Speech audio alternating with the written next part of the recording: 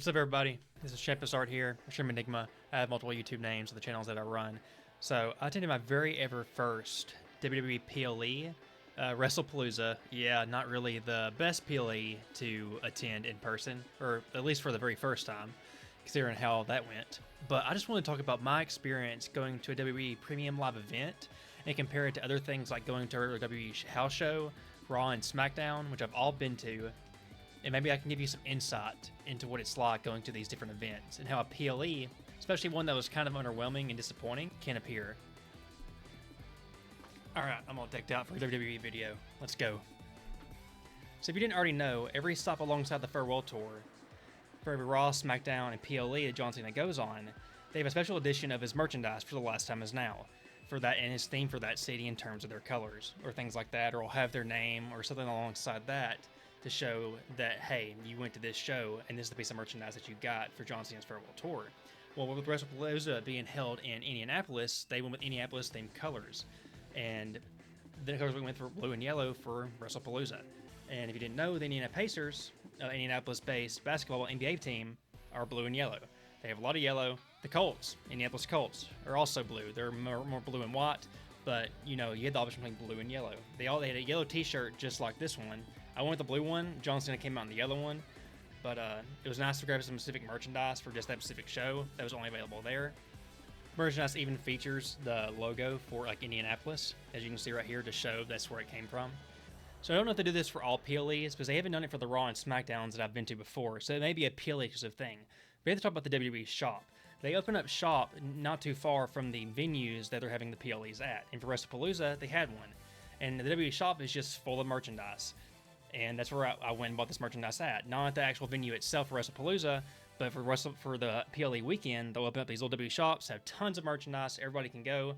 And they'll even have some WWE superstars there for some meet and greets. I think for Wrestlepalooza, they had Io Sky there. And I think the meet and greets were actually free.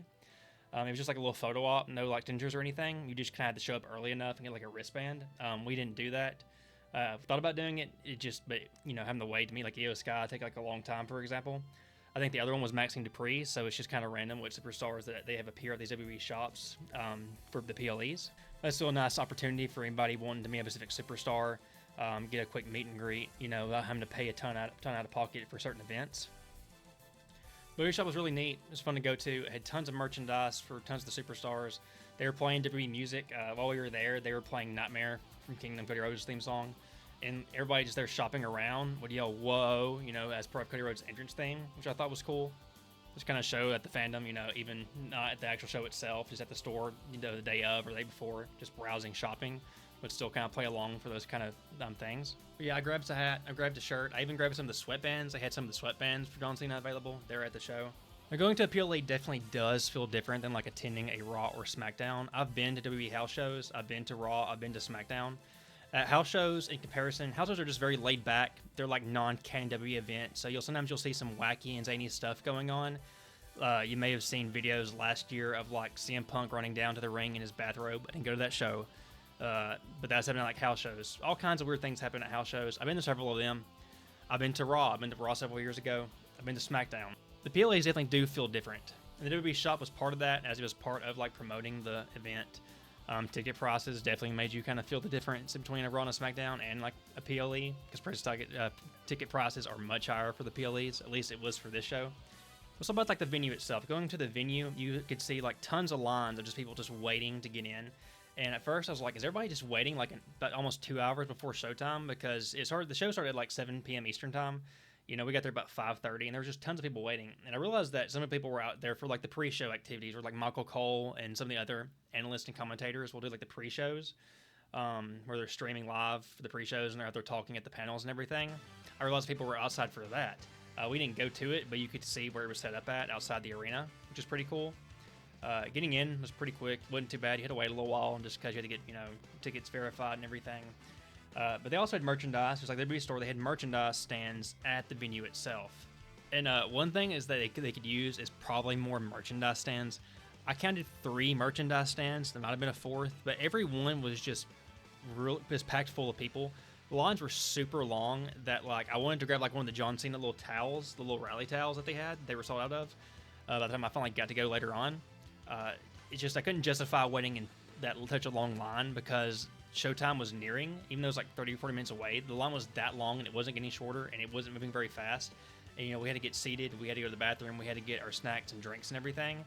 And the lines were still really long even by the time showtime was. People were still waiting, and all 3 event stands were just full. And it made me realize they might need like more merchandise stands, especially with how many people are wanting merchandise now. Fortunately, I went to the WWE shop earlier that day and got my merchandise there, where there were there was no lines and way less of a wait time. I don't know if the prices were more expensive at the arena. I didn't check the prices because I went later on to try to see if I can get that Lil John Cena rally towel. By the time I finally went, it was sold out. It must have been a hot commodity.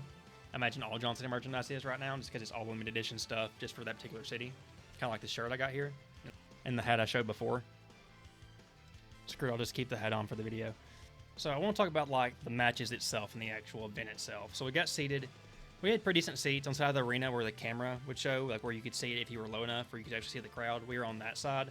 The other side, they had some empty seats made just for like cameras to record from that area, it looked like. But it was packed full. Ticket prices were pretty expensive for this event, even for just decent seats. Floor seats are really expensive. I went to a Raw about 2.5 years ago when I first got back into wrestling, and this was before WWE started getting hot again, like, or just as. So tickets were, we got like front row floor seats for that Monday Night Raw, like 3rd row ringside, like you could see us on television, like great seats for like $200 a piece. These were like several rows higher up, and it was like $600, $700 a piece. Not all tickets were sold out by event day, so ticket prices actually got cheaper on the day of the event just due to tickets having not sold, and that could be just due to price gouging and like tickets being so expensive right now. So the main reason I went to Wrestlepalooza was because I wanted to see John Cena on his farewell tour. He didn't come locally near me. We had some shows locally this year around where I am. He didn't come to that event. He didn't come to that show. He's only coming in certain cities.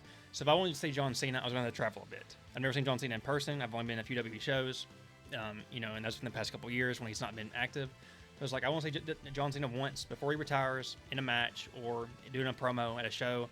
And, you know, Wrestlepalooza just kind of worked out. It was kind of a long drive. It was a doable drive. Not impossible, like not like 12 hours, more like 6 hours, 7 hours. So doable, it's a long drive, not impossible. And naturally, with the way the retirement tour has gone, I really wanted John Cena to win. I didn't have a lot of hope just because I know how WWE is and how they are with the whole Brock Lesnar versus John Cena thing. Hope maybe they would do something different for this match, do something unique for John Cena versus Brock Lesnar. They went the old route, they went the lazy route, they went the uncreative route. They went out there and they just did what we saw at 2014 in SummerSlam, where John Cena just gets dominated and that's it. What was even more disappointing is that it was like a short match. It was less than 10 minutes. I was hoping for like, you know, something longer. I didn't expect it because it was Brock Lesnar, and Brock Lesnar matches don't usually go very long. And just like seeing it there in person, it's just like, it was slow. Like it was just, Brock Lesnar threw around a couple moves. John Cena hit 3 AAs, and then Brock Lesnar kicked out and hit like 6 F5s in a row. And it's just like, after every F5, like I couldn't help but groan because I just knew what they were doing. And it was just really disappointing because they didn't go out there and put on a good match either. They went out there and put on like a really disappointing match. Some people say they don't care about who won. I did care about who won because I wanted John Cena to win. He's the one who should have won, in my opinion. We had just saw like Super Cena, John Cena versus Cody Rhodes at SummerSlam, where he was kicking out like 3 crossroads in a row and this and that. And it just made like, they just went out there and John Cena just get dominated on his farewell tour like he has done to Brock Lesnar multiple times before. They didn't do nothing creative, nothing unique. It was just really lazy, really boring. It really drained the crowd. The crowd was very disappointed. May have seen other people say that the crowd wasn't that great for the matches after that. I can say for that myself, yeah, it was really drained, really disappointing to see John Cena lose, especially in that fashion where it was just F5, F5, F5, F5. Nothing fun or creative unique about it. And that really just set the tone for like the rest of the night of just like how the pay-per-view went. That it wasn't what WWE promised. WWE was out there promising it was going to be like a game-changing, this huge event, and it was only like a 5-match card, and it just ended up feeling like a glorified Saturday night's main event. And even there in person, it did feel that way. The tag match between the Usos and the Vision was pretty cool. During the match, we saw some blood, and I wasn't watching at home. I couldn't really tell where the blood was coming from until I finally got a closer look at they had like, you know, you could see like video up above. They have like screens up in the middle of the arena up high. So if you looked up, you could kind of see like the television view. And I didn't find out until later that Jey Uso had hit Braun Breaker with a steel chair, and it bounced off his back and hit Jey back in the face, and that led to him like pretty much needing stitches and just bleeding all over the place. So that's pretty interesting. The match was fun. Like Jey Uso and Jimmy like came out. They did their entrance like right next to where we were sitting. About like 5 minutes prior to them coming out, everybody was like setting up. Like we were the only people in the arena setting up during like this little break, like looking up there. Like I guess people that next to us, like further down the row and all that, had like saw something. So everybody started standing up and looking back that way. It was like the only section of the arena standing up at this point because it was in between matches, like during a break time. And everybody was just like standing up and looking up at like the ramp. And I guess some people in our section saw Jimmy and Jey up there getting ready to do their entrance because, like I said, they did enter right next to us. So that was my guess about where everybody was standing up and like looking up that way. I couldn't see them at the time from my vantage point, but I guess somebody did, and that kind of gave them off. And I guess I was like, that would make sense because Jey does do his entrance through the crowd. So I guess that's what we're looking at, what we're standing up for. So yeah, they did come out right next to us. That's pretty cool. Match was fun. The Io Sky Stephanie Vauquer match was really interesting because it was clearly like the potential to be the best match of the night, and it probably was the best match of the night in terms of like in-ring quality. The crowd wasn't like super hot for it. They did pick up, like we did pick up when like Stephanie Vauquer would like do the devil's kiss because that movie was like extremely over right now. I remember a part where she was getting prepared to do the devil's kiss on Io Sky, and everybody started getting super excited, but then Io Sky reversed, and everybody got like kind of like booed or like got very disappointed and like sighed, which I thought was funny. And then she finally did it later, and everybody went crazy for it. The match was good. It was good to see, like even from in person. It was still a great match. I haven't actually gone back and watched it on television, which I guess I should do eventually. But the match that the crowd was most hyped for, like being there in person, was most definitely the tag team match, the intergender match between Seth Rollins, Becky Lynch, and CM Punk, and AJ Lee. The whole time, like we were just waiting for the hot tag to AJ Lee from Punk, and it was just a matter of time before it happened. And then when AJ finally came in, that's when the crowd was the hottest. When she locked in the Black Widow on Seth Rollins and did the curb stomp to Seth Rollins, the crowd got really hot for it. We got hot for it. I recorded some of the match, just because I thought it was cool to see. That was AJ's first time in ring in over a decade. This was probably the most fun match of the night in terms of everything that was going on story-wise and the importance of it, in terms of it being like AJ's first match back and seeing her get the victory and get back in ring. She looked solid. Everybody said from they watched it on television said she looked good. The crowd liked it in person. Like people around us were super excited for it. Speaking of the crowd and like the experience sitting around where everybody was, we did have somebody sitting behind us that was like super loud and obnoxious and like just yelling the most dumb stuff that didn't like pertain to anything to do with what was happening in the ring, and he was just getting drunker throughout the night. He even spilled beer on my girlfriend at one point and somebody else down the rows, and it was just like really obnoxious. That kind of like, it was like a bummer on the night in some areas. Not as much so as like what happened with the Brock Lesnar and John Cena match for me personally. Just because that kind of set the tone for the rest of the night, and I was like, oh, this is going to be that kind of show where WWE just does this and that and goes through the motions.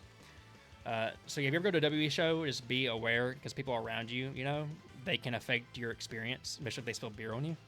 And like everybody else for the main event, I was expecting something else.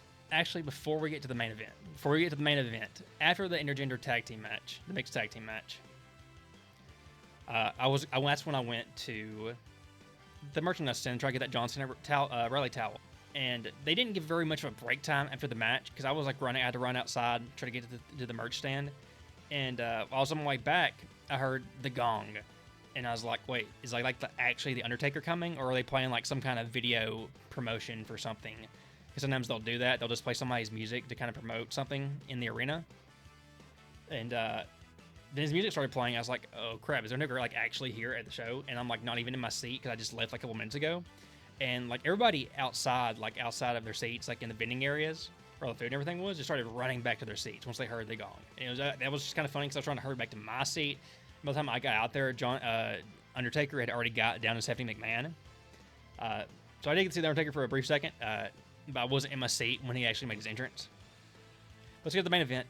Like everybody else, I was like expecting something big to happen in the main event. Like the match was fine. Like, the crowd was hot for Cody Rhodes and this and that. But like when Cody Rhodes just like, just got the win, and nothing like major happened. No appearance from Randy Orton, no title change, or Drew McIntyre winning. Like, you could kind of tell everybody was kind of like surprised or like kind of like let down because we were led to expect more, just based off the way WWE had talked and how they had made that match be the main event. And so the show just wasn't a great show, from like John Cena just losing in the way, and especially in the fashion that he did, to the main event being lackluster. And there only been like 5 matches. There could have been more things that happened with more significant story elements to move other storylines forward that just didn't transpire. The show wasn't a great show.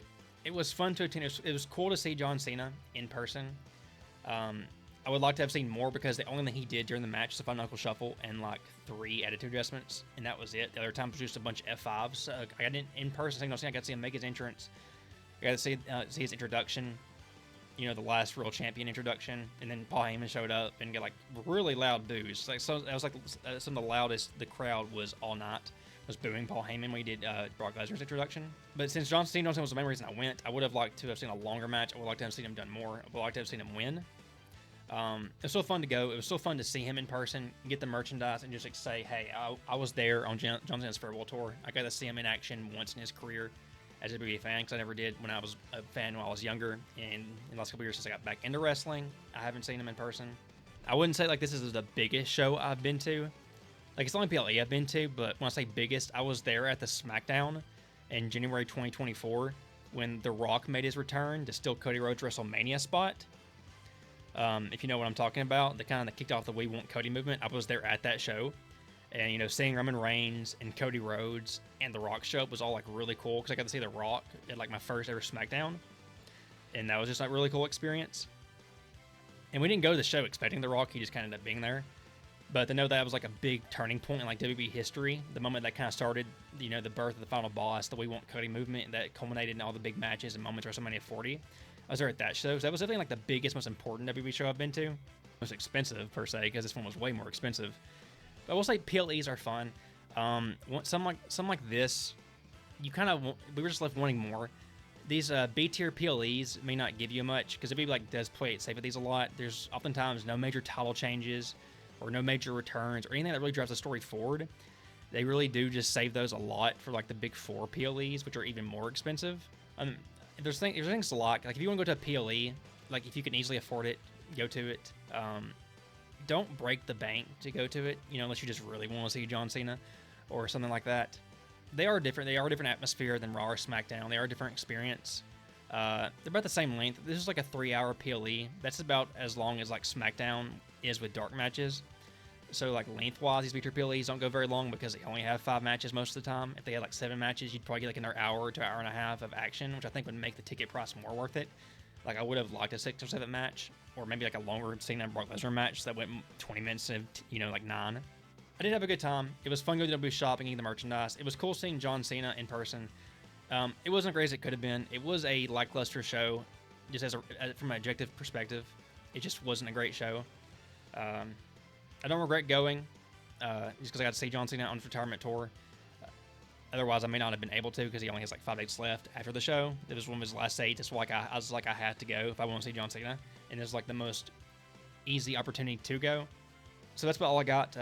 Wrestlepalooza, yeah, not a great show. It was fun to attend. It's fun to go in person. It was my first ever PLE. It was a great, unique experience.